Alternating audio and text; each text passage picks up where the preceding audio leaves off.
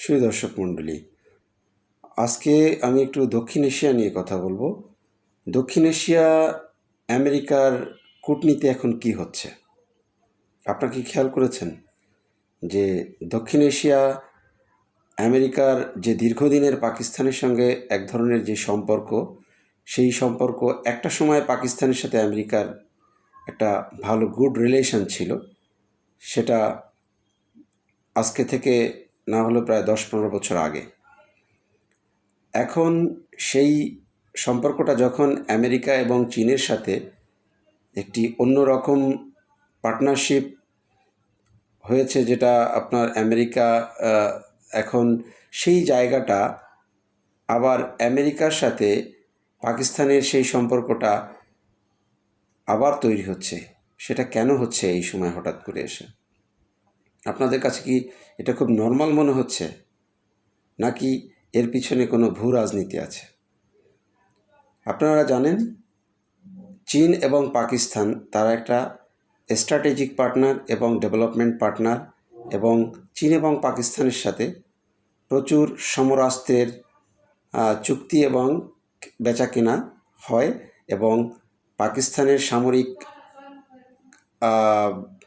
ক্ষেত্রটা বেশিরভাগ 60% চীনা নির্ভর। কিন্তু তা সত্ত্বেও এখন পাকিস্তান এবং আমেরিকা একটি অন্য উচ্চতায় সম্পর্ক এসে পৌঁছেছে। সেখানে কি ভারত একটু বিপদে আছে?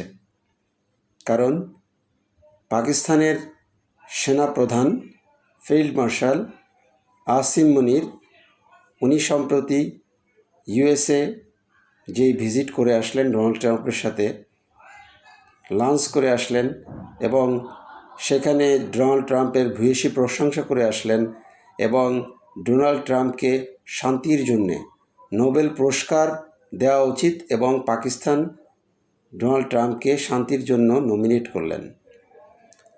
তো এখন যে বিষয়টার জন্য নমিনেট করলেন, সেই বিষয়টা ভারত পাকিস্তান দুটি পারমাণবিক দেশ, তারা যেই যুদ্ধে অবতীর্ণ হয়েছিল, সেই যুদ্ধে ট্রাম্প তার ভূমিকার কারণে এই যুদ্ধটা বন্ধ হয়।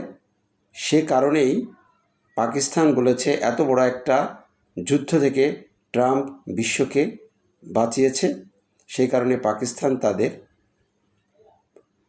নোবেল প্রাইজের জন্য মনোনীত করতে চায়।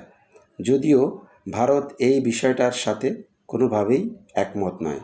আপনাদের মতামত জানাবেন।